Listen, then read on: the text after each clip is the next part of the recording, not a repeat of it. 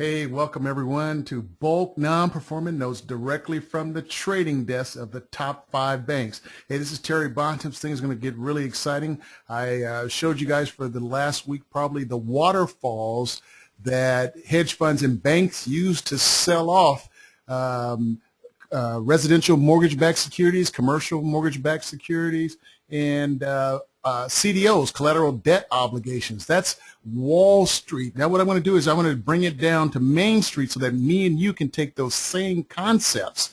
I've been doing it since 2001 using these same concepts down in Main Street. See, the banks, they control the flow of money. They don't own. The bank don't own, okay? But yet they make money on the transactions. And that's what I want to share with you guys as we go further.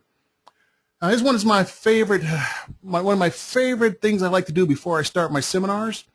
Is I want everybody to look at this, okay? And it says here, according to your latest figures, if you retire today, you could live very, very, very comfortably to about 2 p.m. tomorrow. Okay, and that's a lot of people simply because they don't have enough cash flow, enough revenue streams coming in. And if I was to say, okay, how many are in this boat right now?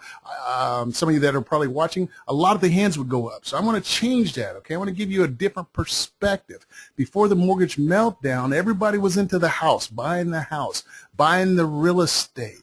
But guess what? The banks are the one that got fat. Okay, they got fat. So what I'm looking to do is I want to change your perspective, okay? You deserve more, okay? And after the mortgage meltdown, now during the mortgage meltdown, we're going to have to think a lot differently. You know, the kids' college education still got to be paid for. We still want to retire. We still want that dream home. We still want that vacation in that place we want to go that's special.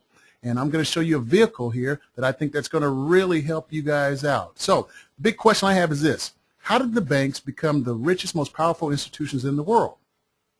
And if you take a look at your mortgage statement and you see all the thousands of dollars of interest that you paid, that's why. Okay, so let's put a stop to the banks getting rich instead of you. So let's switch the roles here. Now, who has the bigger buildings in your town? It's the banks. Okay, the big 5, because of the way they have the cash flows, again, coming from those waterfalls. Okay, again, the banks, they're not into landlording and owning, okay, property. Again, it's the cash flow and the cash flow streams. Now, this right here is called a note. Everyone has one if you have a house. It's simply the kind of like the leverage that the banks have. So if you don't make the mortgage payment, then the banks can, start a foreclosure process. But it's, again, the interest. So take a look at the interest that's being paid on this note. A person ended up borrowing $300,000.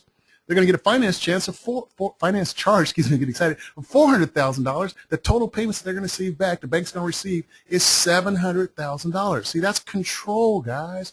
They don't own, okay? And is this crazy? Yeah, it is crazy. And it's crazy if you're paying it, but it's beautiful if you're receiving it. So let's get on the other side and receive it. And again, what I'm going to show you guys is bringing it from Wall Street down to Main Street. Now, again, we all know that the bank, okay, they own the note, and the homeowner, okay, owns the property. So I'm going to show you guys the different cash flows that pertain to real estate. Again, as the bank, these are the buckets that the bank controls. So the bank can foreclose. The bank, when you refinance, they make money. When the property is sold, the bank makes money. If the homeowner gives the property back to the bank and the deed in lieu of foreclosure, the bank makes money. All of these buckets, banks make money, and they get some type of a revenue stream. Even during a short sale, the bank gets paid. Cash for keys, again, going to the bank. Now, normally the bank doesn't do this, but again, sometimes they'll give the homeowner a little moving money if they just give the bank the keys. And also they have the loan modification. So again, look at all the buckets and paydays that come out of a house if you own the note and control it. Now let's take a real estate investor. The only time a real estate investor, I'm not talking about the owner of the property, but a real estate investor makes money is when the property is sold. Let's say an investor buys it, they fix it up, and they sell it. Now if you notice, there's no rent bucket here. So there's 2 ways that a real estate investor makes money.